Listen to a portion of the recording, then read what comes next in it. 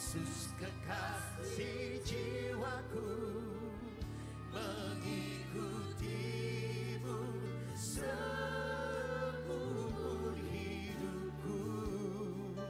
Di hadiratmu bahagiaku penuh, menyembahmu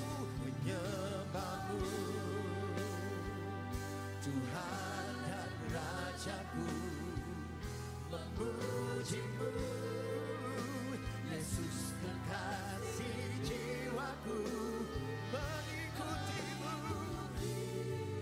apapun keadaannya ya Tuhan. Seumur hidup kami mengikutimu ya Tuhan. Bahagiaku penuh, menyembahmu Tuhan dan Rajaku, memujimu Yesus kekasih jiwaku, mengikutimu seumur hidupku. Di hadiratmu bahagiaku penuh,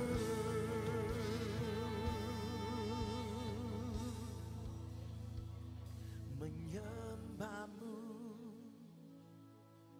Tuhan dan Rajaku, memujimu Yesus kekasih jiwaku, mengikutimu seumur hidupku.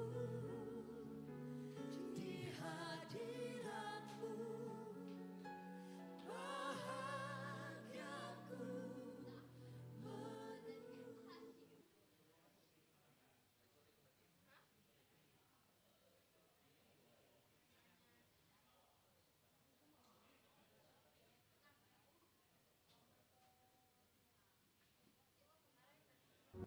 Mari kita sama-sama membaca firman Tuhan dari Mazmur 91.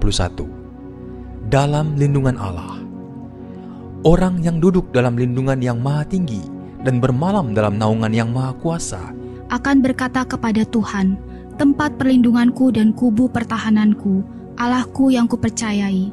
Sungguh, dialah yang akan melepaskan engkau dari jerat penangkap burung, dari penyakit sampar yang busuk. Dengan ketpaknya ia akan menudungi engkau, di bawah sayapnya engkau akan berlindung. Kesetiaannya ialah perisai dan pagar tembok. Engkau tak usah takut terhadap kedahsyatan malam, terhadap panah yang terbang di waktu siang, Terhadap penyakit sampar yang berjalan di dalam gelap, terhadap penyakit menular yang mengamuk di waktu petang. walau 1000 orang rebah di sisimu dan 10.000 di sebelah kananmu, tetapi itu tidak akan menimpamu. Engkau hanya menontonnya dengan matamu sendiri dan melihat pembalasan terhadap orang-orang fasik. Sebab Tuhan ialah tempat perlindunganmu, yang maha tinggi telah kau buat tempat perteduhanmu. Malapetaka tidak akan menimpa kamu, dan tulah tidak akan mendekat kepada kemahmu. Sebab malaikat-malaikatnya akan diperintahkannya kepadamu untuk menjaga engkau di segala jalanmu. Mereka akan menatang engkau di atas tangannya, supaya kakimu jangan terantuk kepada batu. Singa dan ular tedung akan kau langkahi, engkau akan menginjak anak singa dan ular naga. Sungguh hatinya melekat kepadaku, maka aku akan meluputkannya. Aku akan membentenginya, sebab ia mengenal namaku. Bila ia berseru kepadaku, aku akan menjawab. Aku akan menyertai dia dalam kesesakan. Aku akan meluputkannya dan memuliakannya. Dengan panjang umur akan kukenyangkan dia, dan akan kuperlihatkan kepadanya keselamatan daripadaku. Haleluya, puji nama Tuhan. Shalom. Shalom. Selamat pagi Bapak Ibu Saudara. Yang percaya diberkati oleh Tuhan pada pagi hari ini boleh sekali lagi lambaikan tangannya. Kita semua adalah orang yang diberkati oleh Tuhan. Amin. Haleluya. Mari kita sama-sama, kita tundukkan kepala, kita satukan hati, kita mau datang kepada Tuhan. Bapak, terima kasih Tuhan, kami sungguh bersyukur buat pagi hari ini Tuhan. Kami boleh bersama-sama berkumpul, bersatu untuk memuji dan memuliakan nama Engkau ya Bapa. Pagi hari ini Tuhan, terima kasih kami mengucap syukur tiada hentinya kepada Engkau. Kami percaya, kami selalu menerima rahmat Tuhan yang setiap hari baru ya Bapa. Pada pagi hari ini Tuhan, kami menyerahkan ibadah kami dari awal pertengahan hingga berakhirnya. Kami percayakan ke dalam tangan Tuhan, kami percaya ada hadirat Tuhan di tengah-tengah kami. Mengalir Roh Kudus atas setiap kami ya Bapa. Terima kasih Tuhan, terima kasih ya Yesus. Yang siap sama-sama katakan amin. Oh, kami sembah, haleluya. Oh, terima kasih, terima kasih.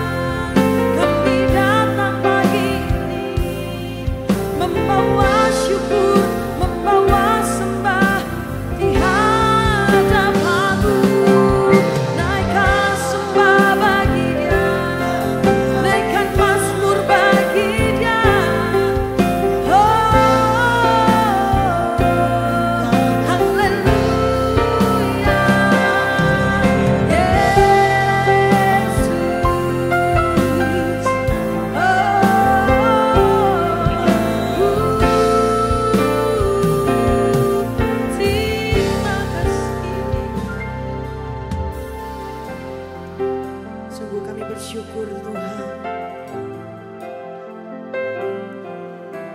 rahmat-Mu selalu baru bagi kami. Setiap pagi kami terima sukacita yang baru Tuhan. Kami mau masuk lebih dalam lagi ke hadirat-Mu ya Bapa. Pimpin setiap kami Tuhan.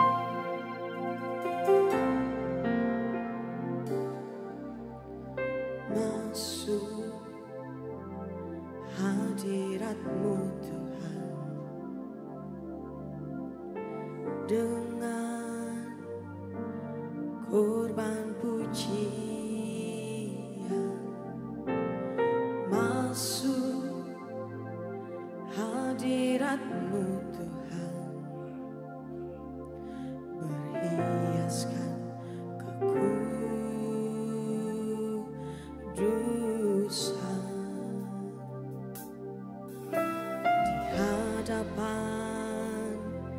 Hadirat-Mu Tuhan, ku rasakan kedamaian di hadapan hadirat-Mu Tuhan. Nampak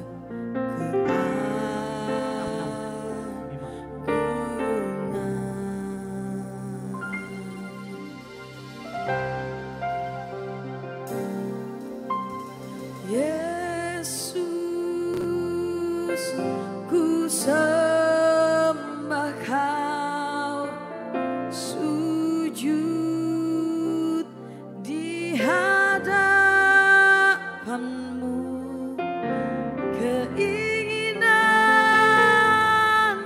dalam hidupku hanya untuk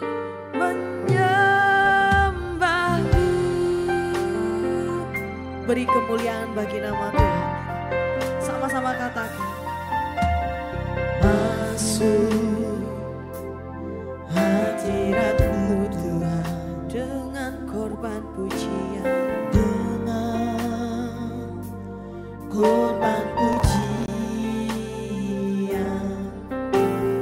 Masuk hadirat-Mu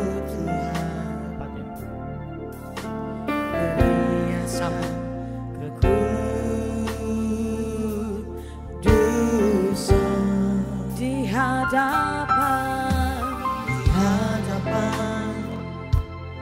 hadirat-Mu Tuhan, ku rasakan ku damai di hadapan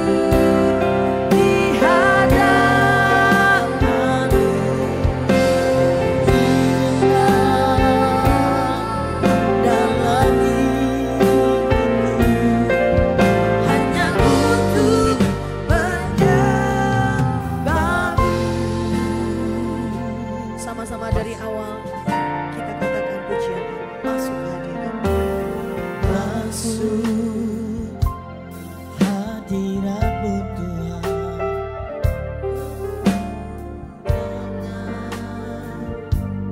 korban pujian,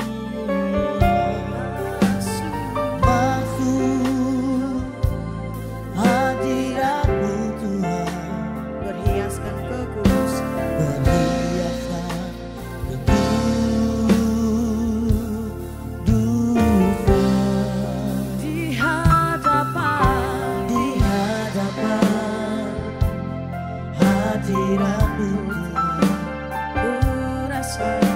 ku rasakan kedamaian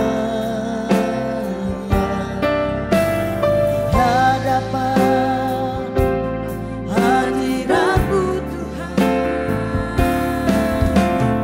nampak keagungan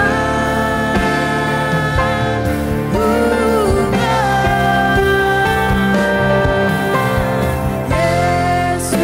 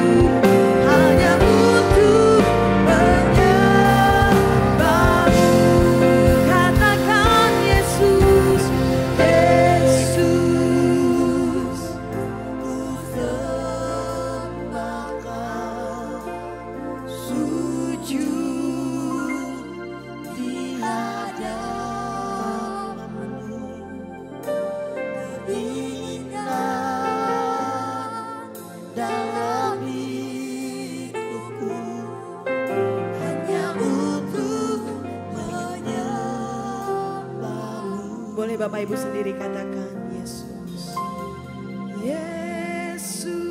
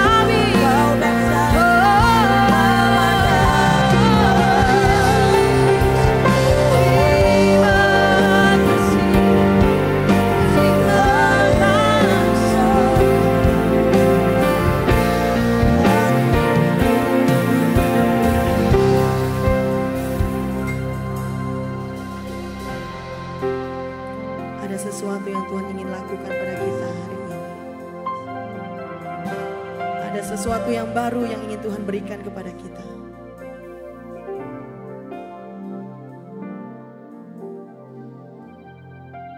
Pagi hari ini kami datang dengan segenap hati kami Tuhan, dengan segenap jiwa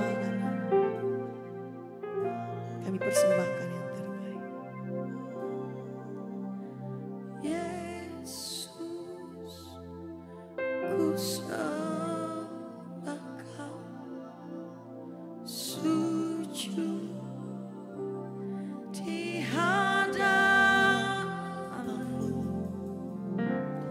inginkan dalam hidupku hanya untuk menyembah-Mu.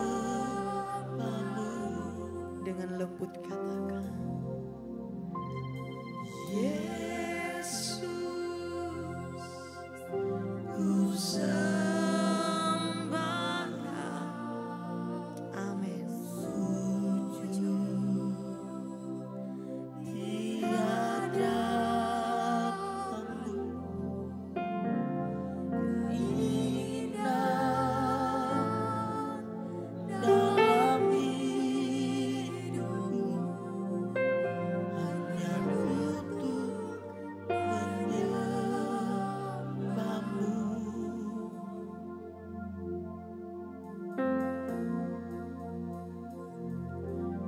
How great is our God? Sing with me, how great is our God, and all we see, how great is our God.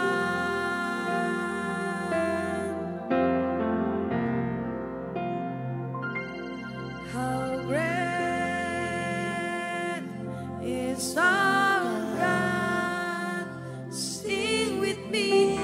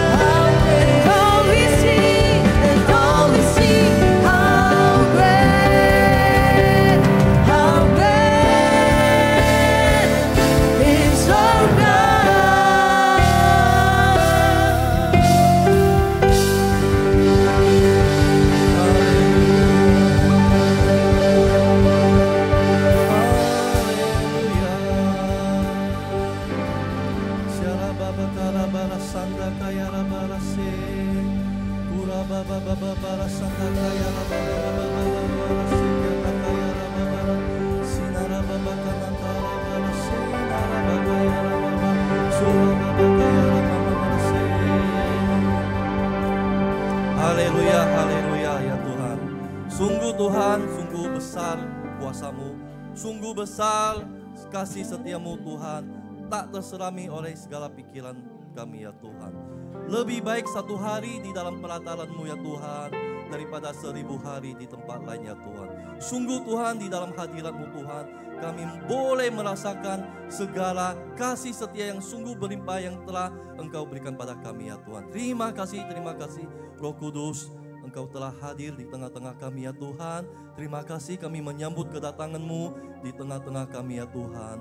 Kami berikan penghormatan yang tertinggi buat Roh Kudus yang telah hadir di tengah-tengah kami. Haleluya, haleluya. Tuhan, saat ini Tuhan, kami mau bawa bangsa kami, bangsa Indonesia di hadapan-Mu ya Tuhan.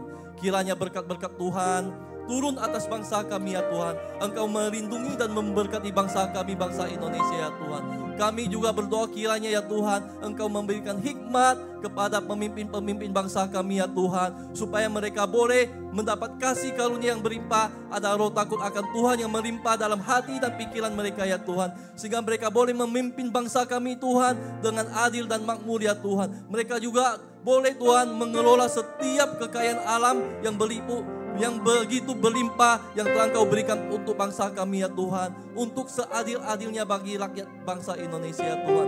Tuhan, kami mau berdoa ya Tuhan untuk Presiden dan Wakil Presiden kami yang terpilih ya Tuhan, Pak Prabowo dan Pak Gibran ya Tuhan. Kami berdoa ya Tuhan, kiranya Engkau senantiasa tetap memberikan kekuatan, kesehatan yang baik untuk Presiden kami Pak Prabowo ya Tuhan, sehingga melalui dia Tuhan, dia bisa menyelesaikan Tuhan pemerintahan ini Tuhan, sampai berakhirnya pemerintahan yang telah Engkau berikan buat dia Tuhan. Kami berdoa kiranya Tuhan, Engkau senantiasa memberikan dia roh takut akan Tuhan ya Tuhan, sehingga ada kebijaksanaan yang ada daripada Tuhan boleh ada di dalam hati dan pikirannya ya Tuhan, sehingga setiap keputusan yang dikeluarkan oleh Pak Prabowo Tuhan, boleh Tuhan untuk membuat bangsa kami semakin maju di dalam Engkau ya Tuhan. Tuhan, kami mau kiranya berkata bahwa ada damai sejahtera, ada shalom turun atas bangsa kami, bangsa Indonesia Tuhan. Tuhan, kami juga berkata ya Tuhan, setiap apapun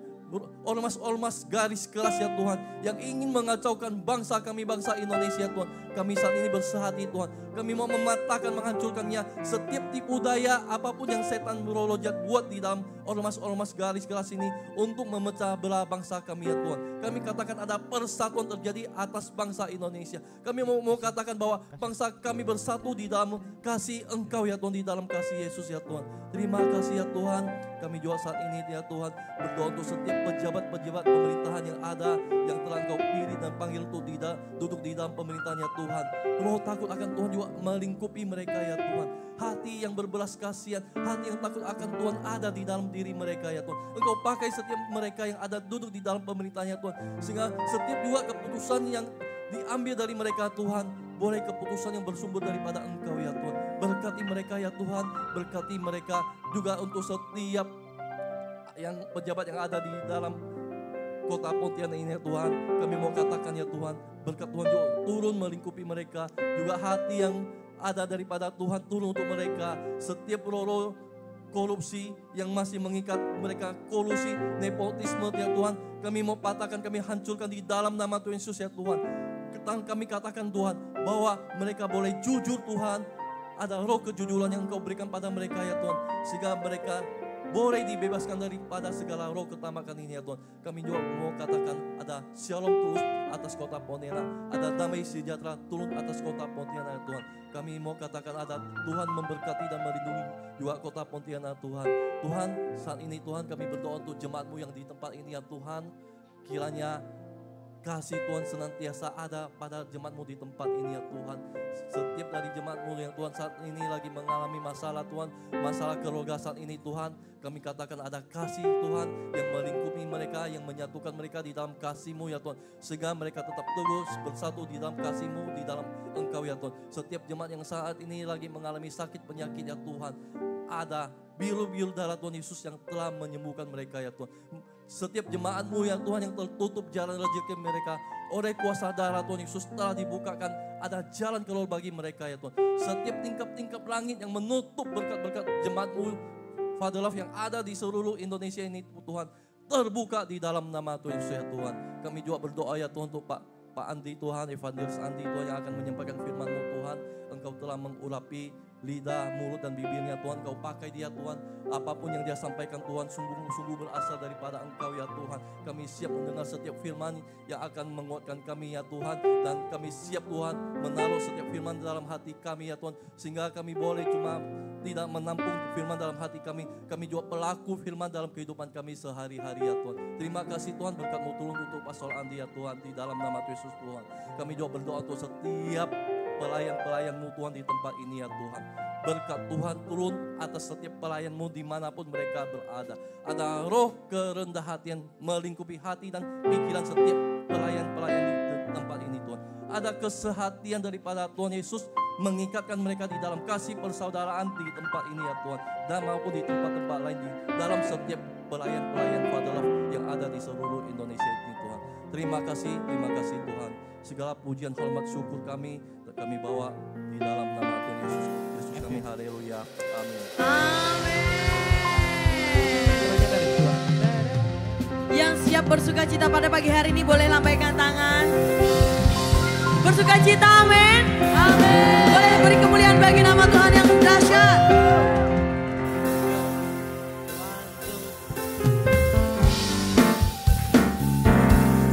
Sama-sama kita memuji nama Tuhan kita. Meskipun bumi berlalu, namun kita percaya bahwa kasih Tuhan tidak pernah lari daripada kita. Biar bumi akan berlalu, biar bulan tak bercahaya lagi, biar langit akan bergoncang, matahari tak bersinar lagi, biar tak pernah ingkar janji, semua yang difirmankannya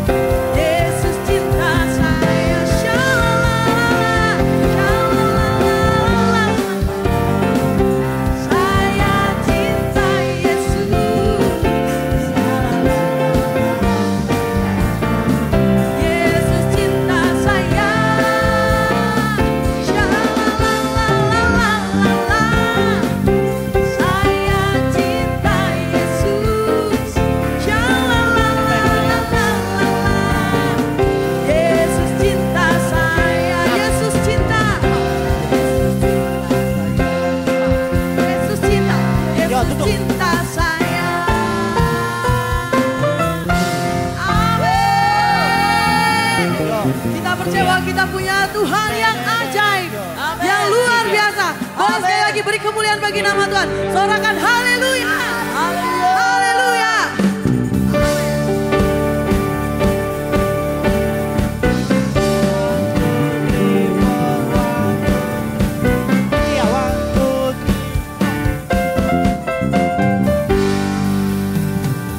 Yesus ajaib, Tuhanku ajaib, kasih-Nya ajaib bagiku.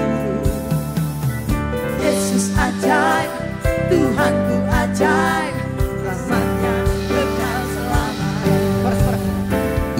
Yesus ajaib, Tuhanku ajaib, kasih-Nya ajaib bagiku. Yesus ajaib, Tuhanku ajaib, rahmat-Nya kekal selamanya. Tak berubah kasih-Nya, setiap hari bertambah indahnya. Sampai bumi berlalu dan habislah ragaku, Yesusku ajaib bagiku. Sama-sama kita dari awal kita angkat pujian ini, katakan Yesus ajaib. Yesus ajaib, Tuhanku ajaib, kasih-Nya ajaib bagiku. Yesus ajaib, Tuhanku ajaib, rahmat-Nya kekal. Boleh sekali lagi katakan Yesus ajaib. Yesus ajaib, Tuhanku ajaib, kasih-Nya ajaib bagiku.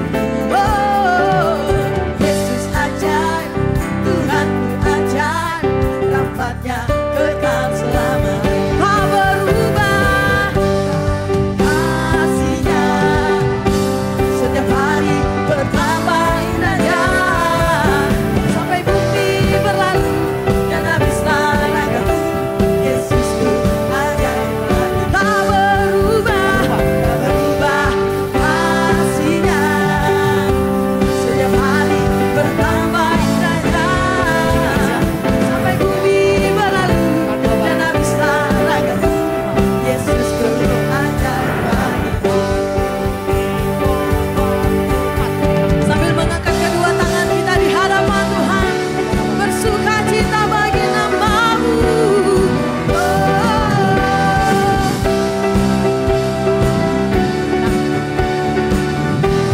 Katakan Yesus ajaib. Yesus ajaib, Dia berkuasa, ada mujizat, sebab Yesus ajaib. Yesus ajaib, Yesus ajaib, Dia berkuasa, ada mujizat, sebab Yesus ajaib. Lagi katakan Yesus ajaib, Yesus ajaib, Dia berkuasa, ada mujizat, sebab Yesus ajaib. Katakan, tak berubah kasih-Nya, setiap hari bertambah indahnya. Sampai bumi berlalu dan habislah ragaku, Yesusku ajaib bagiku. Tak berubah kasih-Nya, setiap hari bertambah indahnya. Sampai bumi berlalu dan habislah ragaku, Yesusku ajaib bagiku. Yesus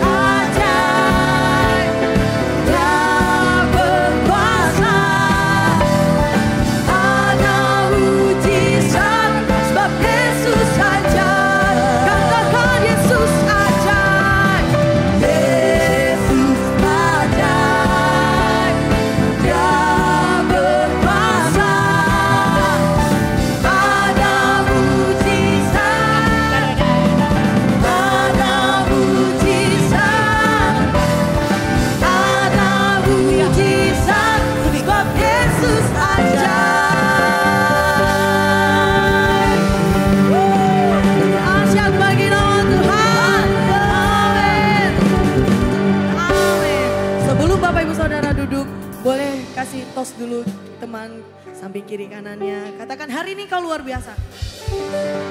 Hari ini kau luar biasa. Amin. Bapak Ibu Saudara boleh duduk kembali. Iya.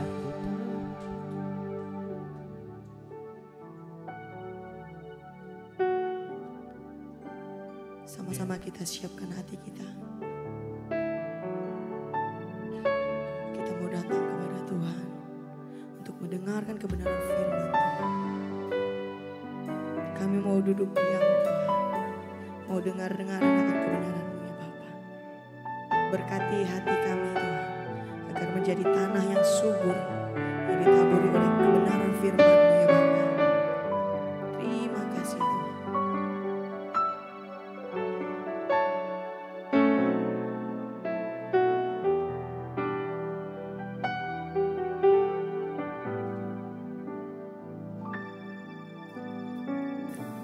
Kasih-Mu layakkan seluruh hidupku,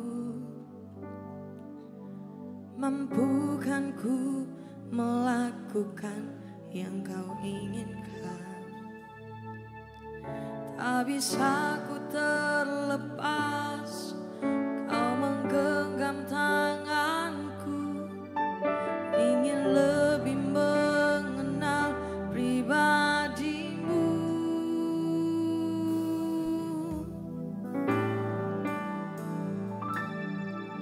Ku terhubung dengan-Mu, selalu melekat di hatiku. Firman-Mu itulah dasar hidupku yang berdaulat atasku. Sama-sama dari awal kita naikkan pujian. Kasih-Mu layakkan seluruh hidupku,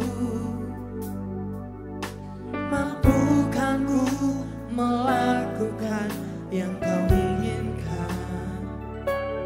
Tak bisa ku terlepas, Kau menggenggam tanganku, ingin lebih mengenal pribadi-Mu. Ku terhubung dengan-Mu, selalu melekat di hati-Mu. Firman-Mu itulah dasar hidupku yang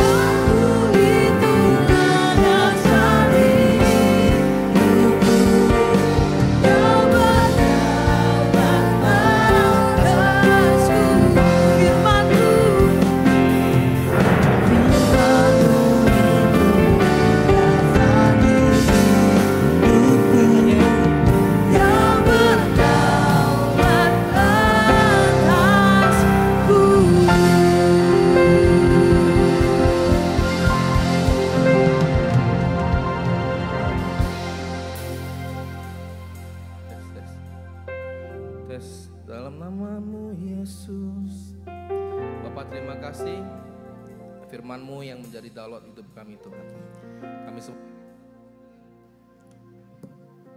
Kami semua ingin terhubung dengan-Mu Tuhan. Apa yang menjadi kerinduan-Mu ingin kami capai dalam kehidupan kami Tuhan. Tuhan, urapi bibir hamba-Mu untuk menaburkan isi hati-Mu kepada jemaat-jemaat FLC Pontianak Tuhan. Biarlah kami keluarga terkasih ini menjadi berkat buat banyak orang Tuhan. Terima kasih dalam nama Tuhan Yesus hamba berdoa, haleluya. Amin. Salam pagi semuanya. Selamat pagi. Tadi saya pas naik, sebelum naik, ini kita intermezzo dulu ya. Anak saya bisikin saya, papi nanti yang lucu ya. Saya bingung jadinya. Saya langsung mikir, mutar otak langsung. Gimana yang lucu ya? Jadi saya hari ini pengen ngajarin, bukan ngajarin, mengajari sesuatu yang basic. Kenapa yang basic? Basic itu adalah dasar. Kalau yang basic aja kita nggak kuat, kita akan bahaya dalam kehidupan rohani dan kehidupan sehari-hari. Nah, apa yang menjadi basic kita? Basic kita itu adalah tentang relasi dan konflik. Mungkin boleh tampilkan PPT-nya. Walaupun ini saya rangkum sebagaimana yang saya dapatkan dari kemarin. Saya rangkum untuk bagaimana saya sampaikan lebih praktis sebenarnya. Saya pengen semuanya belajar bagaimana sih cara kita menghadapi konflik-konflik yang ada, relasi-relasi kita seperti apa. Karena kalau kita nggak mengerti ini, kita akan berputar-putar dalam kehidupan kita seperti yang kita mau. Dan akhirnya apa? Kita mengabaikan banyak sekali kepentingan-kepentingan yang kita nggak ngerti sama sekali. Oke? Saya akan mencoba lucu, tapi saya nggak tahu bisa lucu apa enggak. Ini anak saya minta soalnya. Ini saya bermulai segini dulu ya. Saya pengen saudara-saudara saya di sini, saya sudah anggap seperti keluarga. Jadi saya udah merasa lebih rileks, lebih santai dan gimana ya, happy lah, haleluya. Tadi kemarin saya sedikit kesaksian. Saya gym pertama kali didorong dimotivasi oleh istri dan Cik Erna. Dia bilang, Bapak harus kurus biar kita bisa banyak lebih memberikan kebaikan untuk Tuhan lah ya. Jadi saat di gym, saya di push pertama kali, saya kaget. Itu langsung rasanya mau pingsan loh. Pertama kali latihan langsung latihan kaki kan. Terus saya mikir, Pak saya nggak mampu, saya bilang. Nggak, bisa. Ternyata kita itu ada satu namanya limit. Setelah kita melewati limit itu, dan kita tuh bebas dari cengkeraman yang kita pikir nggak bisa. Sama dengan baca firman. Firman itu kadang-kadang kita hanya baca sekilas, 1 pasal, 2 pasal lewat kan. Sebenarnya pada saat kita paksakan, kita akan keluar dari zona nyaman kita. Dan kalau kita paksakan firman itu lebih banyak dalam hidup kita, itu akan menjadi terang. Kayak satu api kecil, kita minyakin banyak-banyak. Gede nggak apinya? Gede.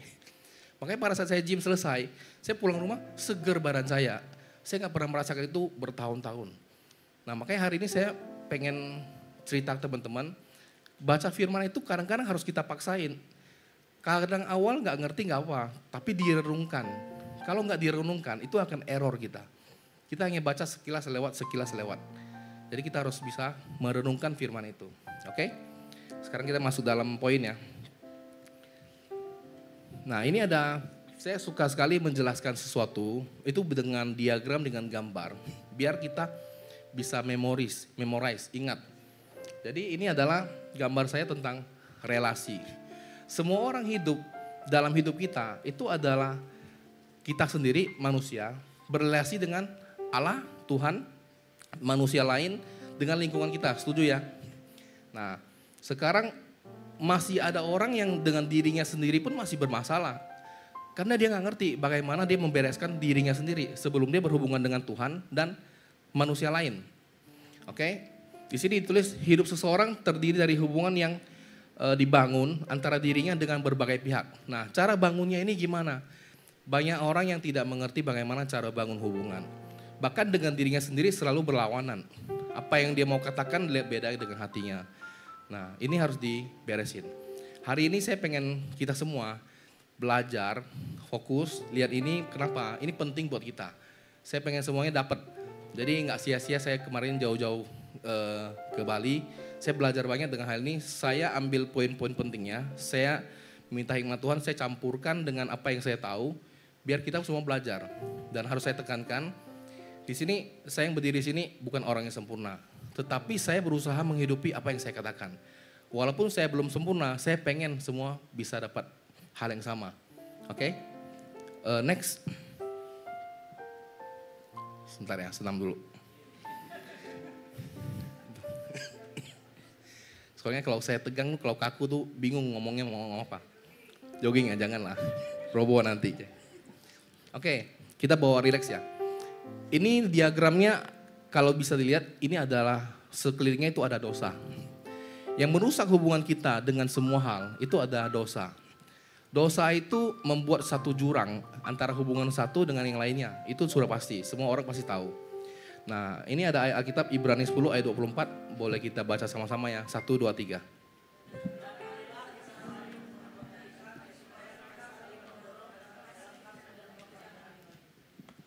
Amin. Saya suka kalau kalian baca, saya bisa minum berarti. Oke. Marilah kita saling memperhatikan supaya kita saling mendorong dalam kasih dan pekerjaan baik. Kalau kita nggak ngerti dalam pekerjaan baik, kita nggak akan bisa menghapus dosa itu. Kalau kita nggak ngerti bagaimana kita mendorong orang dalam kasih, kita nggak akan bisa bantu orang untuk keluar dari jurang dosa. Nggak akan bisa. Karena pusatnya Tuhan adalah kasih. Makanya kalau kita semua sudah dalam Kristen, kita sudah dibilang pelayanan Yesus. Kenapa pelayanan Yesus? Yesus itu bicara apa? Kasih. Kasih itu bicara apa? Membalas kejahatan dengan kebaikan. Mampu nggak? Nanti saya jelaskan. Pasti banyak yang bilang mampu, tapi setelah pulang ditampar pasti balas tampar. Nggak mungkin nggak nampar balik kan? Oke, next. Konflik. Apa sih arti konflik? Konflik itu adalah pertentangan karena keinginan atau kebutuhan yang tidak terpenuhi. Setuju ya? Bisa ada konflik itu karena apa? Satu pihak itu merasa nggak adil. Karena konflik itu berhubungan dengan satu pihak ataupun banyak pihak. Kadang-kadang kalau kita berbenturan dengan orang, kita merasa mau ribut itu kenapa? Kita merasa dicurangin, kita merasa nggak fair, kita merasa nggak adil, dan sebagainya. Artinya apa? Hak kita diambil orang, maka kita akan ribut. Nah di sini Amsal 10 ayat 32, kita baca ya, 1, 2, 3.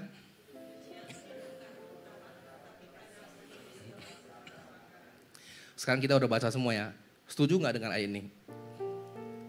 Setuju nggak? Setuju nggak setuju? Ini kebenaran dan harus setuju. Kalau kita nggak setuju dengan ayat ini, kita bukan orang Kristen sejati. Kenapa? Kebencian menimbulkan pertengkaran. Kalau orang tengkar, sudah pasti benci belum? Belum pasti. Tetapi kalau orang benci, sudah pasti ribut nggak? Pasti ribut. Oke? Kasih menutupi segala pelanggaran yang tadi saya bilang. Kalau kita punya kasih, orang jahat sama kita, kita jahat gak sama dia? Gak mungkin. Orang mau curangin kita balas curang gak? Gak mungkin. Orang mau fitnah kita balas fitnah gak? Gak mungkin. Karena kasih ini menutupi semua. Makanya kalau kita gak punya kasih, kita gimana bisa jadi orang yang bisa nolong orang? Karena orang yang mesti ditolong, dia lagi terluka, dia lagi berdosa. Dia lagi dalam jurang yang ada batasan yang dia gak bisa lihat ke atas. Makanya kita yang sudah bersih hatinya, kita yang sudah beres hatinya, kitalah yang tolong dia. Jangan cara apa? Balaslah semua pelanggaran dia dengan kasih. Itu arti dari ayat ini, kita harus nolong mereka. Kasih ini menutupi segala apa yang dia perbuat. Oke, next. Nah, sumber konflik ini ada 7 ya. Ini saya bagi per poin. Sumber konflik ini pertama adalah karena kita beda pribadi. Di sini ada nggak yang pribadinya sama? Semua orang beda. Semua orang diciptakan dengan kepribadian yang berbeda, walaupun tipis-tipis. Walaupun sama-sama orangnya rapi, ini pasti ada sesuatu yang berbeda. Mungkin dia lebih cerewet, ini ekstra cerewetnya. Ini mungkin lebih gemulai, ini mungkin lebih lembut dan sebagainya. Semua pribadi orang beda. Ini yang membuat kita pasti konflik. Oke? Yang kedua adalah beda kepentingan. Kenapa beda kepentingan? Kita di satu wadah aja, jangankan tempat lainnya, gereja pun sama. Kita semua hadir di sini, saya yakin kepentingan beda-beda. Dalam arti gini, tujuan utamanya cari Tuhan. Tapi ada yang sini mungkin ada yang kepentingannya cari relasi, ada yang cari pacar, ada yang pengen mengisi kekosongan, ada yang pengen mengisi hati yang kosong dan sebagainya. Itu kepentingan masing-masing. Nah, kenapa saya harus bicarakan ini? Biar kita tahu di dunia ini nggak ada orang yang sama. Kepentingan saya, kepentingan Pak Ahien dan sebagainya itu pasti berbeda. Mungkin ya beda-bedanya tipis, is okay. Oke. 3 adalah beda nilai hidup. Nilai hidup itu lebih kemana? Ke prinsip. Orang punya prinsip hidup itu juga berbeda, nggak ada yang sama. Ada yang keras sekali, ada yang fleksibel, ada yang bisa diatur, ada yang nggak bisa diatur. Nah, prinsip hidup ini harus kita tahu batasan mana yang firman bolehkan dan mana yang nggak boleh. Karena banyak sekali orang yang mengandalkan prinsip hidup, mengabaikan firman. Itu akan bahaya. Kenapa bahaya? Firman itu di atas kenyataan, karena dia adalah kebenaran. Tapi kalau kita nggak ngerti, kadang-kadang kenyataan ini kita tempatkan di atas kebenaran itu. Itu akan membuat kita jatuh dalam satu pikiran yang kita kira benar, ternyata salah. Oke, next. Ini terus terang ya, PowerPoint saya itu ada 30 halaman lebih. Kemarin saya mau coba press, tapi nggak bisa. Karena saya anggap ini penting banget. Jadi konteksnya adalah, total adalah mungkin ada 100 halaman lebih. Saya bagi dalam tiga ibadah mungkin nanti. Oke, yang keempat ini adalah ekspektasi tidak sesuai. Cuma saya agak cepatkan ya, biar nggak bosen. Ekspektasi nggak sesuai artinya apa? Keinginan kita kadang-kadang nggak tercapai. Kita merasa nggak seneng karena, wah apa yang saya mau nggak tercapai. Kecewa, kepahitan dan sebagainya. Akhirnya apa? Ribut. Ini adalah ekspektasi kita. Yang berikutnya komunikasi tidak baik. Itu sudah pasti. Kalau komunikasi kita nggak baik, kita pasti akan menyalahkan orang. Saya harus tekankan di sini, komunikasi itu beda dengan bicara. Misalnya gini, saya minta Tutus, tolong tutup pintu itu. Contoh ya, tolong tutup pintu itu. Saya bicara, tapi Tutus nggak ngelakuin, komunikasi nggak? Nggak. Komunikasi adalah kedua belah pihak harus ngerti. Tutus, tolong tutup pintu itu, dia bergerak tutup pintu itu. Itu komunikasi. Dan dia jawab, iya Pak, pergi tutup. Tapi kalau saya hanya ngomong dan dia tidak jawab dan dia tidak melakukan, itu bicara. Banyak sekali orang ribut dengan siapapun itu karena komunikasi nggak nyampai. Dia hanya bicarakan sesuatu, orangnya nggak pandang dia, orangnya nggak hiraukan dia. Akhirnya apa? Jadi masalah, jadi konflik. Ini terjadi dalam mana? Keluarga, tempat kerja, dengan siapapun yang baru kita kenal dan sebagainya. Semua orang seperti itu. Coba dicek siapa di sini yang komunikasinya masih sering salah. Berarti ada sesuatu yang dia nggak ngerti. Makanya kadang-kadang kalau kita ngomong sesuatu, saya harus tangkap dulu nih, dia ngomong apa. Karena kita harus jadi pendengar yang baik. Kalau enggak, kita nggak akan ngerti dia ngomong apa. Oke?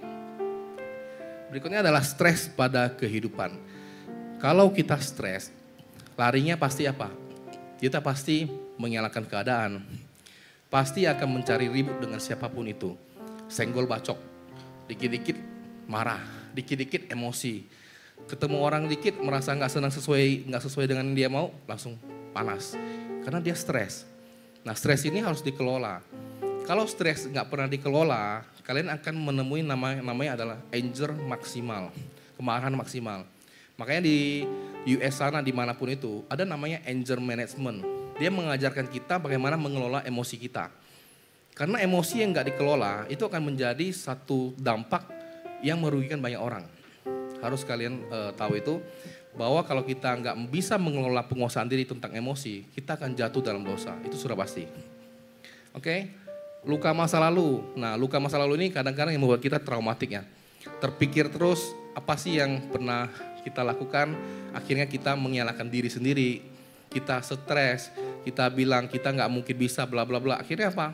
Konfliknya konflik halus. Dia mungkin konfliknya tanpa sengaja menjauhi orang dan sebagainya, dikira sombong dan sebagainya. Dia akan introvert. Oke? Diciptakan berbeda. Ini yang tadi saya ngomong, kita semua di sini semuanya diciptakan berbeda. Kalau semua diciptakan berbeda, menurut kalian semua orang pasti berkonflik gak? Pasti berkonflik. Semua orang pasti mengalami konflik dari waktu dia kecil sampai dia ke liang kubur.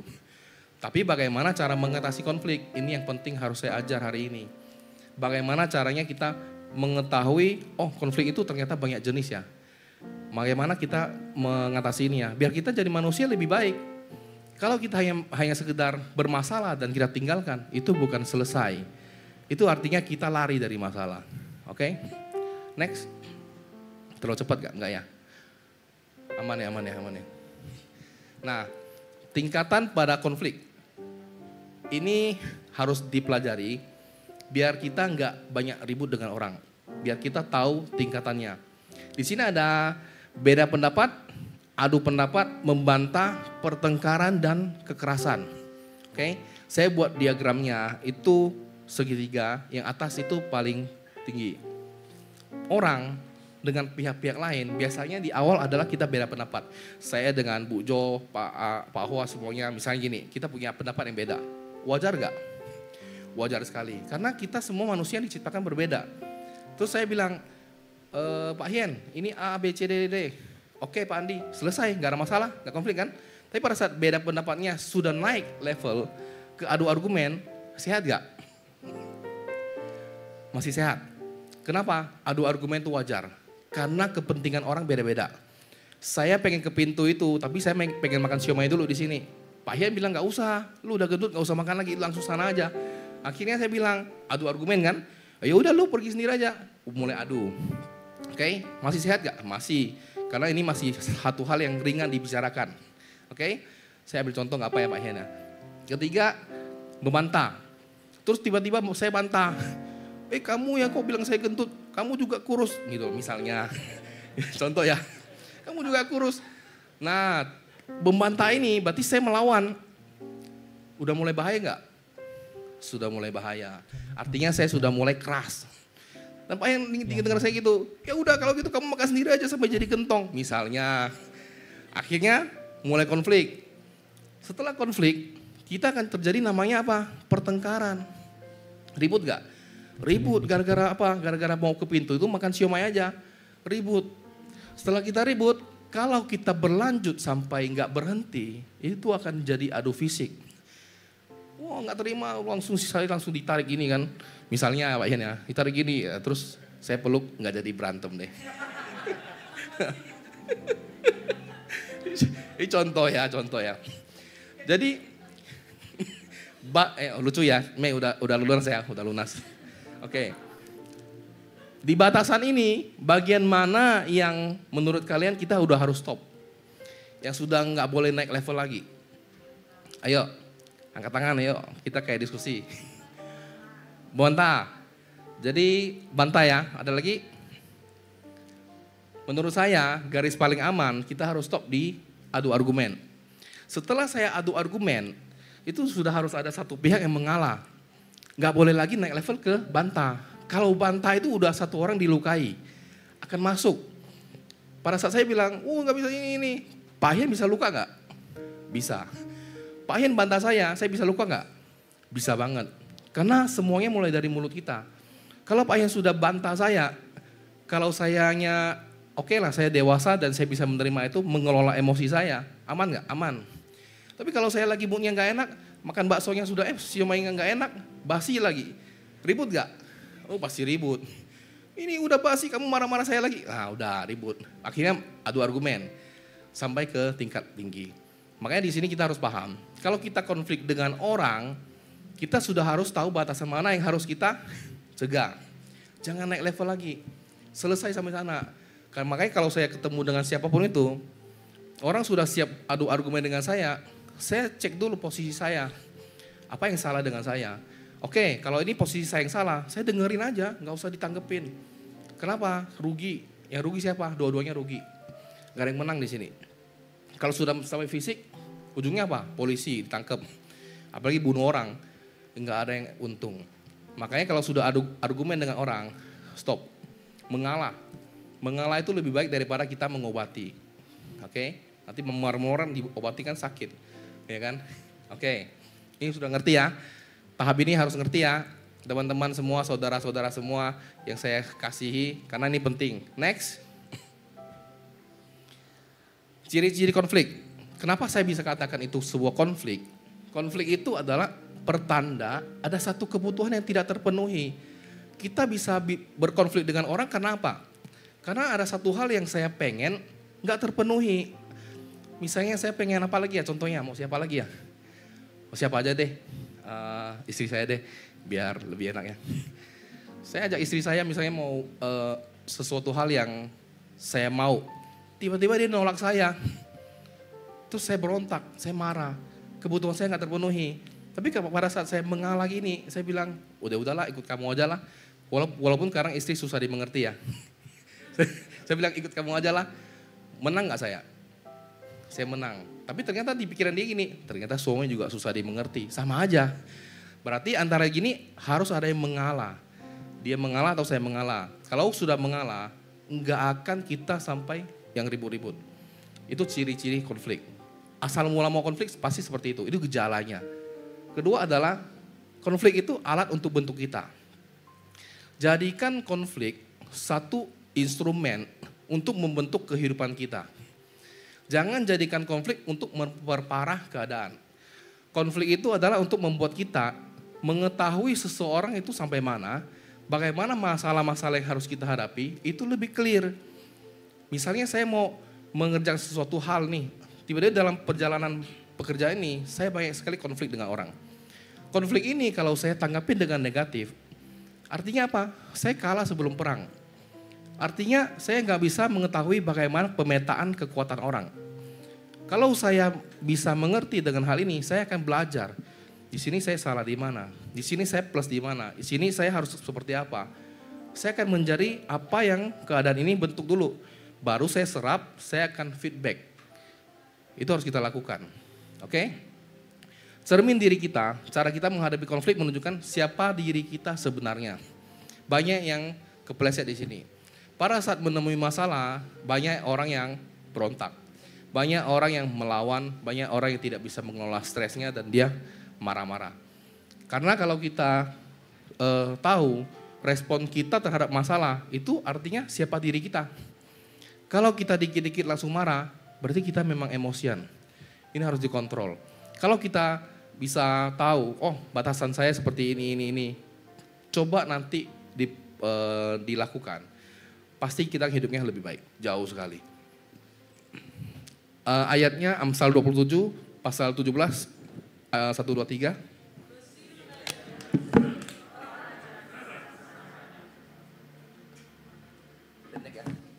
Oke, ini ayat favorit saya dulu. Karena dimanapun kita berada, kita selalu menajamkan sesama. Saya dengan orang-orang di sini, saya yakin kita saling menajamkan. Dalam hal positif, negatif, dan netral. Semua saling menajamkan. Cuman bagaimana kita merespon, itu yang jadi kemenangan kita. Kalau respon kita negatif, yang rugi siapa? Yang rugi yang menerima respon, yang beresponnya itu. Jadi kalau kita respon positif, yang untung siapa? Yang meresponnya itu. Jadi masalah itu di tengah-tengah, konflik itu tengah-tengah. Terus yang respon ini siapa? Dua belah pihak, A dan B. Kalau A responnya positif, A ini naik kelas. Kalau B responnya negatif, B-nya turun kelas. Jadi masalah itu jangan disalahkan. Masalah itu hanya satu bumbu yang buat kita mau naik level apa turun level. Jadi kita harus kategori point of view kita adalah lihat masalah adalah suatu injakan kita untuk naik. Bukan untuk buat kita turun, menjauhi orang itu dan sebagainya. Ini adalah tentang respon, oke? Next. Masih ada 30 slide kayaknya. Konflik bisa jadi bermanfaat jika di akhir konflik terjadi satu, pandangan dan perasaan negatif yang muncul bisa ditangani dengan baik. Artinya apa? Kalau sudah terjadi konflik, kita pasti akan berargumen negatif. Wajar gak? Wajar. Karena pada saat kita ribut dengan orang, mungkin sumpah serapah dengan pikiran negatif semua akan serang ke dia. Sampai apa? Sampai titik penghabisan lah. Udah dia nggak ngelakuin apapun, kita masih fitnah dia. Kenapa? Emosi. Nah, pada saat kita sudah seperti itu sudah parah. Nah, makanya kalau di sini pandangan dan perasaan negatif muncul bisa ditangani dengan baik. Artinya apa? Terkontrol. Artinya konflik itu bisa bermanfaat. Kalau konflik yang tidak bermanfaat adalah konflik yang sudah sampai baku hantam, pengacara dan sebagainya. Itu berguna nggak? Berguna buat pengacaranya, dapat untung. Tapi buat kita yang ribut, nggak ada untung sama sekali. Kenapa? Karena kita akan habiskan waktu, uang, energi, semua akan hilang. Semua akan hilang. Kedua adalah yang tadi sama, keburuan yang tidak terpenuhi jadi dipenuhi. Kalau sudah selesai konflik, kita jadi tahu, oh ternyata si Pak Hen ngomong, oh ya ternyata kita ribut gara-gara siomay ya. Oh ternyata Pak Andi cuman lapar. Ya udah, makan aja dulu. Selesai kan? Karena Pak Hen jadi tahu, ternyata saya gini karena saya lapar. Bukan karena saya nggak mau ngajak dia buka pintu misalnya. Nah, jadi sesuatu hal itu kita akan telaah. Kita akan tahu masalah lawan kamu itu kurangnya apa. Dan kamu akan tahu bagaimana cara menghadapinya. Ketiga adalah belajar sesuatu antara kedua belah pihak yang konflik. Kita jadi tahu lawan konflik kita itu maunya apa. Pengennya apa. Sebenarnya dia tuh punya motivasi apa. Kalau motivasinya jelek, tinggalin aja, selesai. Tapi kalau ternyata sama tujuan kita, ayo kita bangun. Karena cara orang mencapai tujuan tuh beda-beda. Ada yang caranya ke pintu itu dengan cara jalan, ada yang dengan lari, ada yang loncat-loncat, ada yang guling-guling. Kita nggak tahu. Pikiran orang beda semua. Nah, saya pengen beli aqua ini satu nih. Cara saya beli gimana emang kalian tahu. Mungkin ada yang ke Indomaret, ada yang pulang isi airnya, dan sebagainya. Cara orang beda, jangan menjudge orang. Jadi kita harus bisa tahu menghargai keputusan orang untuk kita kelola. Oke, next. Nah ini seru nih. Saya pengen tanya sini. Orang Kristen boleh marah nggak? Boleh. Marah yang kayak gimana? Ayo, marah yang seperti apa? Marah itu banyak kategori loh. Ada nggak sih marah halus dengan marah nggak halus? Ada nggak sih marah besar dengan marah nggak besar? Ada. Ada nggak sih marah yang dosa dengan marah nggak dosa? Ada ya. Nah, jadi kalau memang setuju ada, orang Kristen boleh marah. Tetapi nextnya boleh.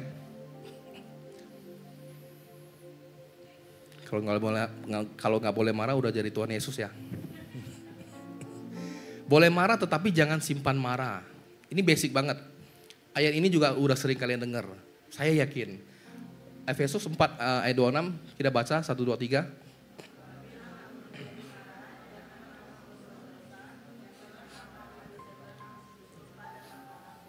Oke, jadi kalau kita marah, kita nggak boleh buat dosa. Jadi sebelum matahari terbenam, kita harus sudah padam amarah. Kenapa? Kalau kita simpan amarah itu dalam tidur kita, besok pagi seger gak? Jadi dendam gak? Jadi kepahitan gak? Jadi masalah gak? Sudah pasti. Makanya Tuhan bilang, kalau kita sudah marah, jangan buat dosa. Udah di tempat tidur diam aja, lu doa aja sama Tuhan. Nggak usah, mulutnya tuh nggak usah ngoceh lagi. Karena apa? Ini akan jadi simpan kepahitan kamu. Oke? Jangan cepat marah. Amsal 14 ayat 29, 1, 2, 3.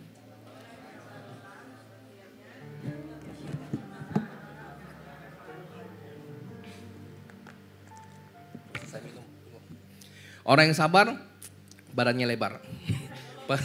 Besar pengertiannya, tetapi siapa cepat marah membesarkan kebodohan. Jadi sini siapa yang cepat marah?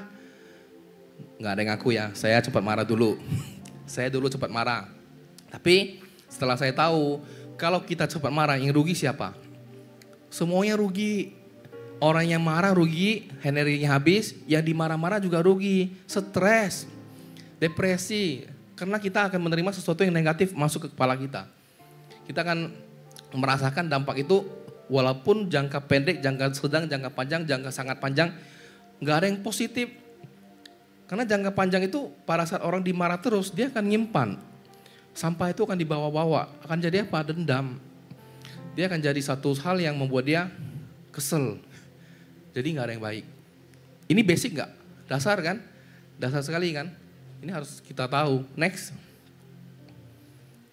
Jadi pulang istri saya nggak marah-marah lagi karena sudah berubah. Amin. Kapan kemarahan menjadi masalah? Oke. Kalau terlalu sering muncul. Kalau kemarahan sering muncul berarti, kita ada satu gangguan. Saya ada itu ya. Nah, kalau terlalu sering muncul, biasanya penguasaan diri kita kurang. Kenapa kurang? Karena kita mungkin Ya, kalau saya kontekskan dengan Alkitab, berarti penguasaan diri kita tentang firman kurang. Karena firman itulah yang kadang mengekang kita. Roh Kudus inilah yang menahan kita untuk tidak berbuat dosa. Marah itu dosa pada saat kita nggak bisa kontrol. Makan itu dosa pada saat kita nggak bisa kontrol. Gitu? Bergadang larut malam dan sebagainya untuk hal nggak penting itu dosa nggak? Dosa. Karena itu hal-hal yang nggak penting. Nah makanya di sini marah itu akan menjadi dosa jika kita nggak bisa menguasai diri. Artinya terlalu sering. Dikit-dikit marah, itu nggak sehat. Artinya kalau kita sudah sering dikit-dikit marah, mungkin ada sesuatu luka yang belum disembuhkan. Yang kedua adalah terlalu dalam. Kalau orang terlalu dalam marahnya, itu bisa jadi apa? Ayo, ini kayak tanya jawab ya. Ini akan jadi dakocan, mukanya cemberut terus. Artinya apa? Dia punya dendam, pahit banget hidupnya. Kalau dia terlalu dalam marah, dia akan merasa dirinya itu orang yang paling disakiti di dunia. Enggak ada lawan lagi, orang nggak ngerti saya sih, saya udah sakit sekali. Padahal kalau mau dicek, dunia ini nggak ada yang paling. Karena semuanya pasti ada yang lebih dan lebih, nggak ada yang paling. Jangan pernah merasa jadi orang yang paling tersakiti di dunia, nggak ada. Orang yang paling tersakiti di dunia siapa? Bukan kita, tapi Tuhan Yesus. Dia sudah selesai di kayu salib menebus dosa kita udah selamat. Terus ngapain lagi kita merasa tersakiti, dendam sama orang? Jangan sampai kita marah terlalu dalam. Bagus gak? Gak ada bagus kok. Ngapain kita marah-marah? Tapi kalau sampai terlalu dalam, buat dangkal dikit lah. Buat dangkal dikit, kenapa? Kalau terlalu dalam kita susah untuk narik. Pakunya kalau udah nusuk terlalu dalam, mau cabutnya susah gak? Gak gampang. Sakit gak? Makin dalam makin sakit apa dangkal-dangkal lebih enak? Terlalu dalam, kadang-kadang mau cabut dia udah, kayunya udah kebuka. Sakit gak? Sakit, iritasi. Dia bisa kemana-mana. Oh, kamu sih mungkin gara-gara air minum aja bisa tengkar. Tapi setelah tengkar masalah minum, dia bisa tengkar masalah lain. Karena udah terlalu dalam, menyimpang kanan dan kiri. Oke? Berlangsung lama, kalau kita tengkar, konflik dengan orang, kalau sudah berlangsung lama, itu akan jadi apa? Satu habit. Jadi ada masalah besar, karena kalau sudah jadi masalah besar, biasanya orang sudah pengacara, sudah pakai mediator, sudah pakai ahli-ahli agama dan sebagainya. Itu karena sudah terlalu lama disimpan dan ada satu kepentingan yang berbeda. Sudah mengganggu aktivitas kita. Kalau dikit-dikit kita sudah mau marah, itu kehidupan kita akan terganggu banget, pasti terganggu banget. Karena kebiasaan kita untuk bertindak akan terganggu sekali. Dan kita akan menjadi agresif. Kenapa kemarahan bisa menjadi agresif? Karena terbiasa. Kalau kita terbiasa dengan kemarahan, kita akan menjadi, inilah gua, kalian gak ngerti saya. Inilah saya, memang dari dulunya saya seperti ini. Sorry, itu pikiran kalian. Sebenarnya firman sudah bilang, Tuhan bisa mengubahkan siapapun itu dari 0 sampai 100, dari zero menjadi hero. 180 derajat Tuhan bisa ubahkan, percaya enggak? Saya sangat percaya, saya adalah bukti nyatanya. Dulu saya 10 tahun lalu, orang mungkin bilang, ini Andi, kalau mereka lihat saya di sini, mungkin akan bingung, ini Andi yang mana ya? Bukan Andi yang saya kenal dulu, pasti beda. Kenapa? Jadi gendut, oke, satu. Kedua, sifat juga beda. Mungkin saya dulu lebih cuek orangnya, merasa mampu sendiri, saya nggak terlalu mikirin bagaimana orang mau seperti apa. Tapi sekarang saya menjadi lebih care, lebih apa? Kenapa? Tuhan masuk dalam hidup saya. Dia mengubahkan hati saya, pengen melayani orang seperti yang Tuhan lakukan. Saya lihat orang susah, saya pengen bantu. Saya lihat orang lagi kesulitan, saya pengen bantu. Kenapa? Kalau dulu pengen bantu, cuman bantu yang seperti apa? Biasanya kalau kita masih daging, motivasinya ada. Itu yang bahaya. Makanya kalau kita sudah dalam Tuhan, motivasinya udah berubah. Bantu orang itu untuk apa? Untuk dia lepas dari dosa. Untuk dia diangkat Tuhan. Itu motivasi terbaik dalam Tuhan. Oke? Sampai mana tadi ya? Oke, next. 10 menit lagi ya? Astaga. Bagaimana menenangkan kemarahan? Kayaknya gak selesai loh kita. Tapi gak apalah, saya skip nanti ke depan. Tenangkan diri. 1, 2, 3.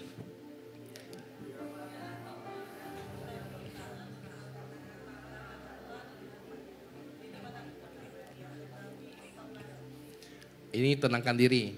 Orang banyak yang bisa tenangkan diri nggak? Nggak banyak. Karena nggak ada penguasaan diri dalam dirinya. Tenangkan diri itu gampang nggak?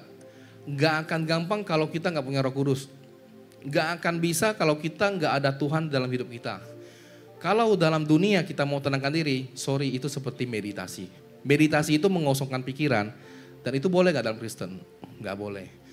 Karena mengosongkan pikiran itu adalah tentang bagaimana mengisi sesuatu yang baru ke dalam diri kita. Tapi kalau tenangkan diri dalam firman adalah kita menguasai emosi kita, dikontrol hidup kita oleh Roh Kudus. Jadi kita akan tenang, kita tahu firman itu yang membela kita. Tuhan itu yang bela kita. Oke, jadi tenangkan diri itu gak gampang tapi harus bisa. Kedua, serahkan pada Tuhan. 1, 2, 3.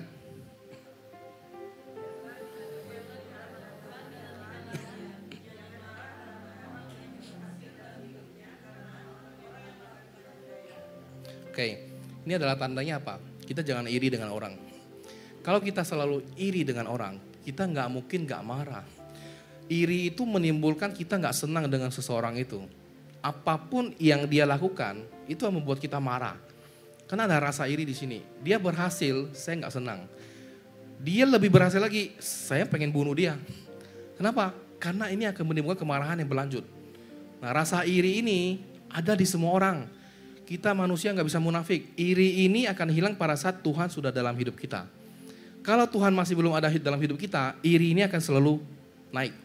Skala prioritasnya akan naik. Jadi Tuhan ada nggak dalam hidup kita? Semua ada. Cuman ada yang nggak aktif, ada yang setengah aktif, ada yang apinya kecil. Nah, pada saat rasa ini nongol, api ini bisa padam. Karena kita nggak pernah jaga apinya. Tapi pada saat rasa iri naik, api kita besar, dibakar, hilang irinya. Itulah Roh Kudus. Makanya Roh Kudus itu membakar ke semua kedagingan kita. Rasa iri nggak mungkin bisa naik. Kalau orang Indonesia saya lihat senang lihat orang susah, susah lihat orang senang. Betul ya? Itu manusiawi sekali. Tapi ternyata apa yang menjadi manusiawi sekali itu beda dengan firman. Firman selalu bertentangan dengan dunia, jauh sekali. Makanya kalau kita masih ada rasa cemburu, iri dengki, berarti kita harus perkuat iman kita, firman kita, benteng kita untuk menghanguskan itu. Jadi kalau saya bilang semua orang ini sini nggak iri, nggak mungkin. Saya juga pernah iri, tapi iri yang seperti apa? Iri yang positif. Oh, ini orang bisa dipakai Tuhan seperti ini. Saya pengen juga loh Tuhan. Saya kemarin lihat John Mogi seperti itu ngomong bla bla bla. Saya pengen banget ya bisa seperti itu cara ngomongnya, elegan dan sebagainya. Itu motivasi kita. Itu iri yang positif. Saya lihat Pak Thomas bisa berkarunia seperti ini. Saya pengen belajar bagaimana caranya. Ternyata Tuhan kasih hikmat seperti ini. Yang penting kita mau dan punya hati. Itu aja. Ketiga adalah kuasai kemarahan. 1, 2, 3.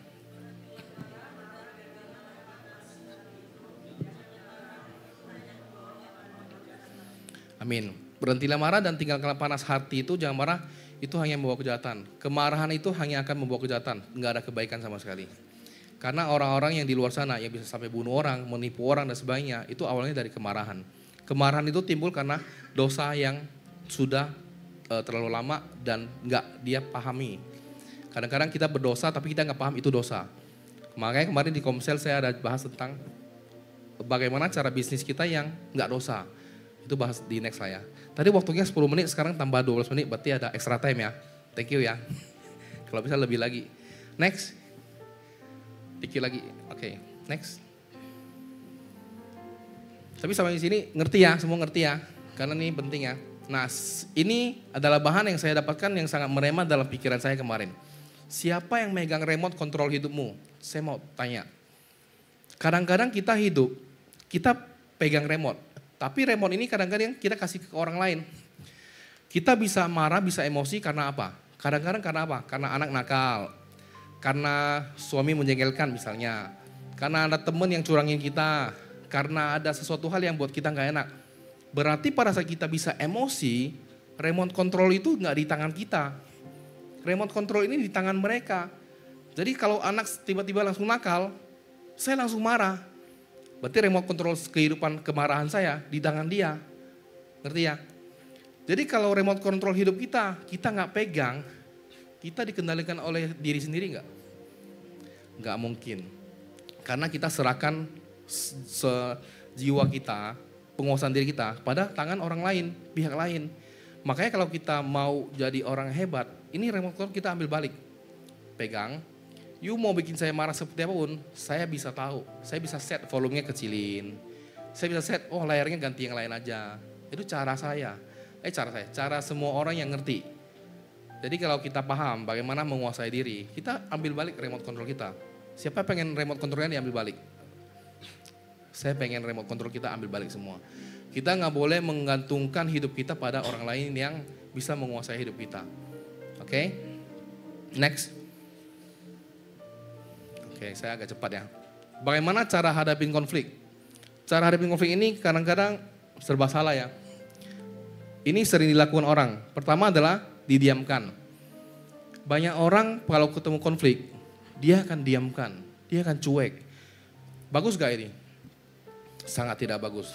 Kalau kita diamkan, itu akan menjadi satu akar yang makin dalam. Itu akan menjadi lebih bahaya. Yang kedua adalah disangkal. Disangkal itu seperti apa? Oh bukan saya, salahin orang. Bukan saya yang salah. Ini karena ini. Menyalahkan keadaan orang lain dan sebagainya. Nah ketiga ini langkah terbaik gak menurut kalian? Terbaik. Kenapa? Diselesaikan, tetapi selesainya seperti apa? Kalau diselesaikan secara utuh, itu terbaik. Tapi kalau diselesaikannya setengah-setengah, abu-abu, masalah besar.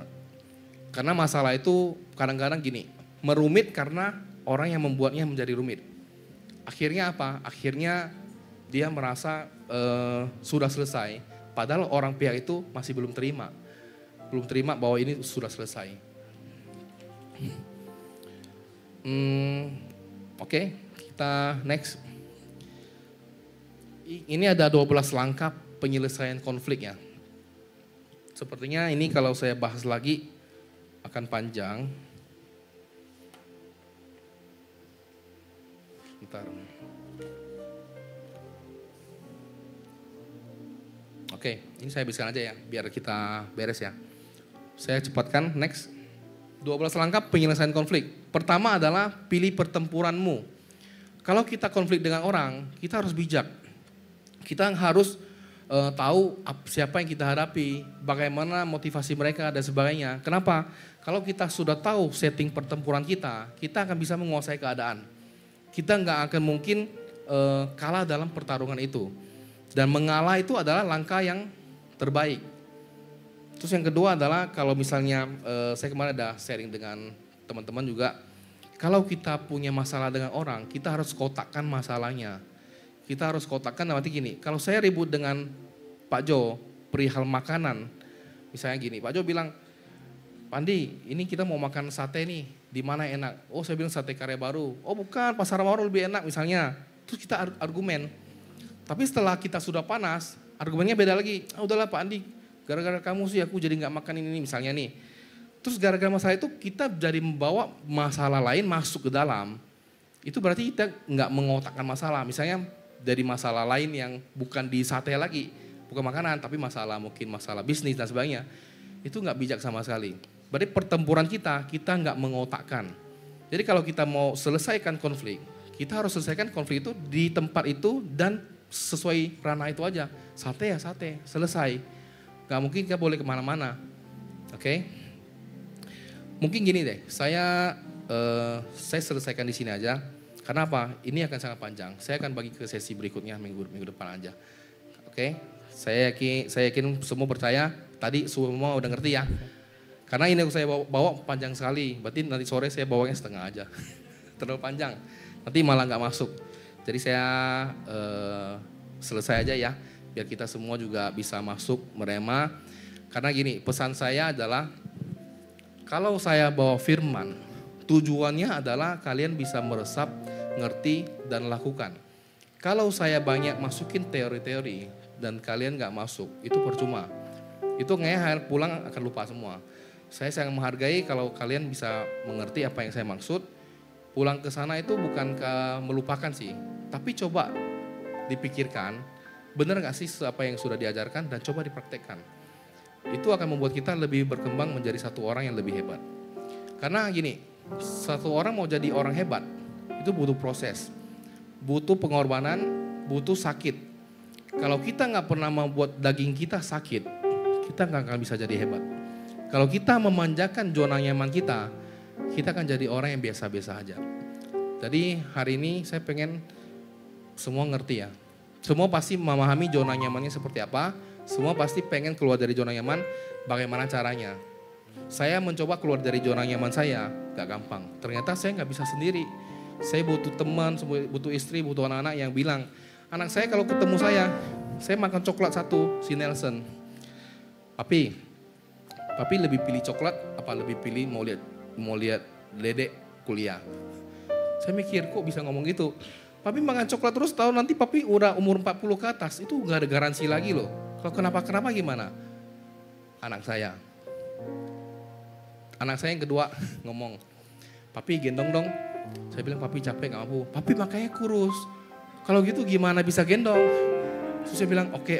Tapi pulang-pulang makan gitu. Papi katanya mau gendong Mei. Kok gitu lagi? Motivasi dari mereka. Istri udah cuma cuek. Lu ngomong doang lu. Mau diet makan lagi dia bilang. Ini contoh. Tapi dengan kehidupan seperti itu, sebenarnya itu adalah bumbu-bumbu yang masuk ke dalam diri saya, motivasi saya, secara nggak langsung. Saat saya duduk sendiri, saya mikir, sebenarnya itu cara Tuhan loh. Ingatin saya untuk tidak hidup nggak sehat. Untuk tidak hidup nggak sehat. Pengen hidup sehat. Ketemu lagi dengan Cena bilang, ayolah Jim, PT ini bagus ini. Saya mikir, wah ini memang Tuhan sudah tegur ya. Dan berkali-kali Tuhan tegur saya dengan banyak orang.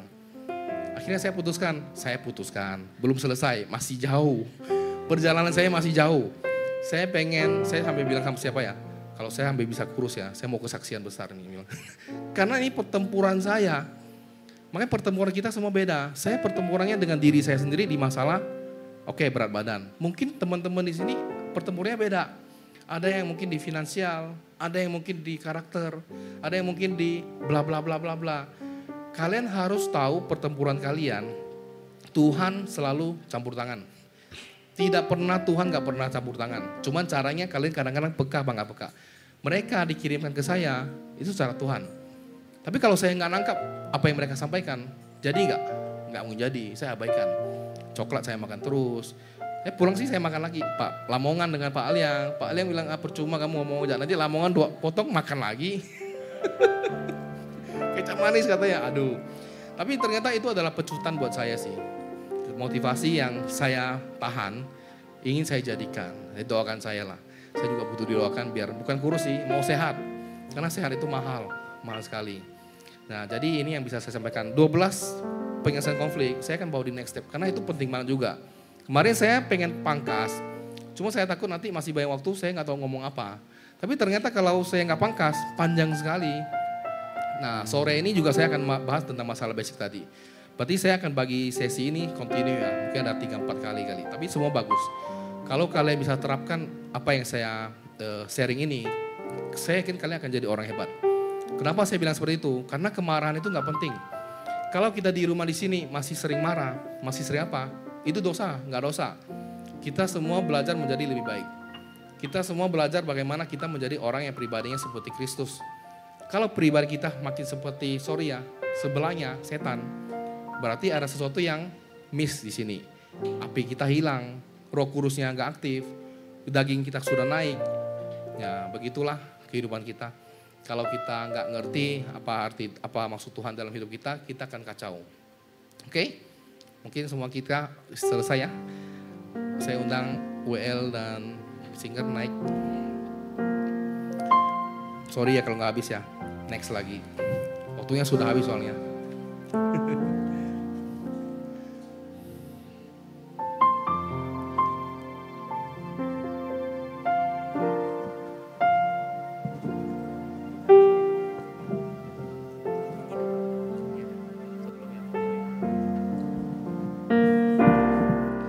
Ketika hidupku telah disakiti,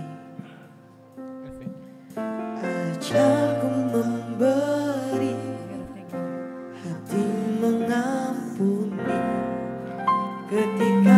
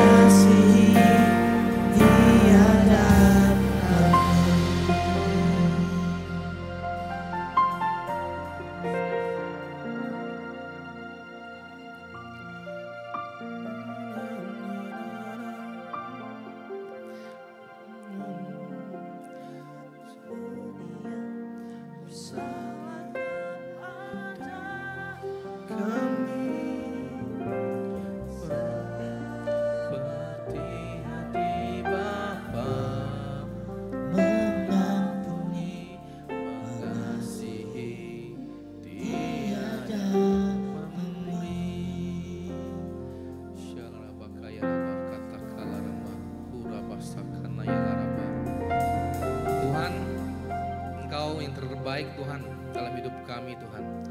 Engkau adalah Raja atas segala raja kami. Engkau yang mengaruniakan kami semua keselamatan. Engkau yang memberikan kami semua apa yang kami perlukan Tuhan. Tuhan, pagi hari ini biarlah semua yang ada pada kami yang tidak baik, terutama kemarahan-kemarahan, Engkau lepaskan dalam nama Tuhan. Karena segala sesuatu itu adalah kedagingan kami yang terlalu lebih Tuhan. Biarlah kami semua mengerti apa yang menjadi isi hatimu pagi hari ini. Biar kami semua lepas dari semua ikatan yang tidak baik. Tuhan tahu isi hati kami Tuhan. Kau sangat mau berbicara dengan kami semua Tuhan. Biarlah kami semua juga mengerti apa yang Engkau katakan Tuhan. Biar hidup kami menjadi lebih diberkati. Biar kami menjadi hidup yang lebih baik, pribadi yang lebih baik. Menjadi berkat buat banyak orang. Menjadi pelayan-pelayan-Mu yang hebat. Menjadi hamba-hamba Tuhan yang hebat. Karena kami tahu Tuhan, kami tidak ada satupun yang sempurna seperti Engkau. Kami mau belajar menjadi lebih baik Tuhan. Terima kasih Tuhan atas apa yang Kau sampaikan Tuhan. Untuk anak Bu Farida, siapa namanya? Bu Farida yang cowok ini.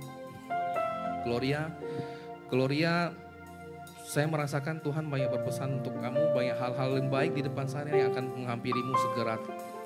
Gloria adalah anak yang hebat.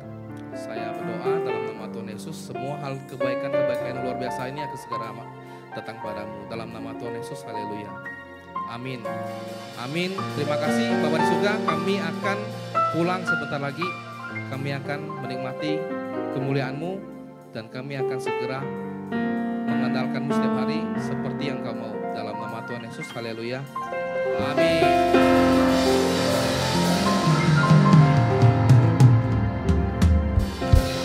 Haleluya. Diberkati oleh kebenaran firman Tuhan pagi hari ini, amin. Ya diberkati, boleh beri kemuliaan sekali lagi bagi Tuhan. Haleluya. Luar biasa. Mari sama-sama kita satukan hati, kita mempersiapkan persembahan kita. Terima kasih Bapak, terima kasih Tuhan buat kebenaran firman Tuhan pada pagi hari ini ya Bapak, yang menyegarkan bagi jiwa setiap kami Tuhan. Terima kasih ya Bapak, Tuhan pakai hamba-Mu Pak Andi dimanapun berada, pelayanannya ya Tuhan, keluarganya, Tuhan yang jaga, Tuhan yang lindungi. Terima kasih ya Bapak pada pagi hari ini Tuhan atas kebenaran firman Tuhan yang telah disampaikan melalui hamba-Mu. Apapun itu ya Bapak agar menjadi rema bagi setiap kami. Dan kami dapat menerapkannya dengan baik dalam kehidupan kami sehari-hari ya Bapa. Terima kasih ya Bapa, kami akan memberikan persembahan, kami mau memberi yang terbaik bagi nama Tuhan. Kami siap memberi dengan penuh sukacita. Yang siap memberi dengan penuh sukacita sama-sama katakan amin.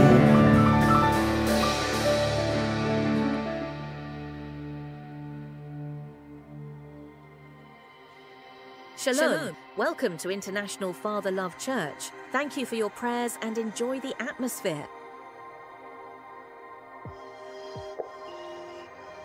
Worship will be held in 2 sessions, morning and afternoon.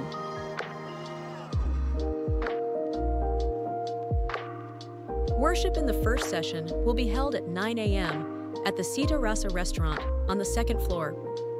Worship in the second session will be held at 5 p.m. in the Central Church.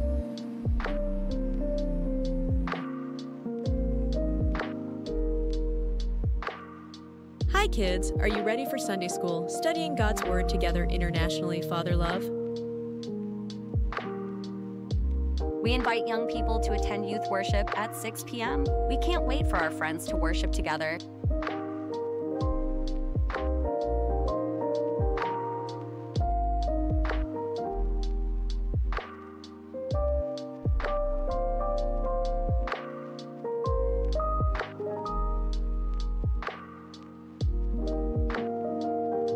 We invite you to join together in the IFLC Family Cell. Family Cell is a spiritual community that gathers outside church hours to carry out various activities, such as praising and worshiping God, listening to God's Word, sharing testimonies, praying for each other, sharing stories of daily life.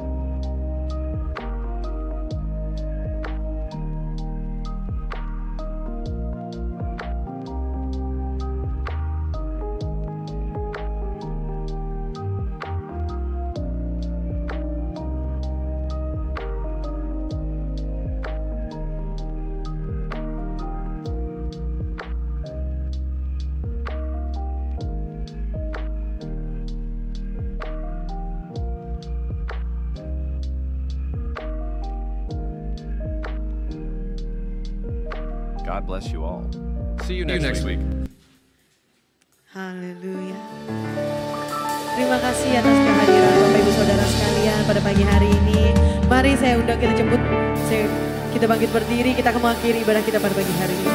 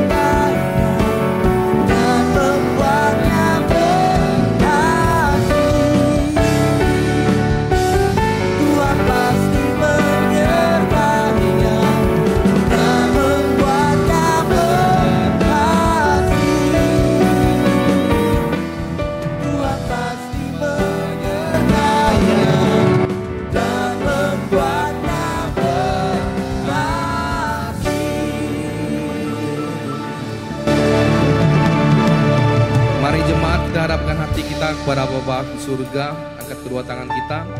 Bapa di surga, dimuliakan namamu. Tuhan, terima kasih atas ibadah kami pagi hari ini Tuhan. Sebentar lagi kami akan pulang ke rumah masing-masing. Jaga lindungi segala apapun yang menjadi aspek kehidupan kami. Tuhan memberkati Engkau dan melindungi Engkau. Tuhan menyinari Engkau dengan wajahnya dan memberi Engkau kasih karunia. Tuhan mengharapkan wajahnya kepadamu dan memberi Engkau damai sejahtera. Dalam nama Tuhan Yesus yang diberkati, sama-sama katakan amin.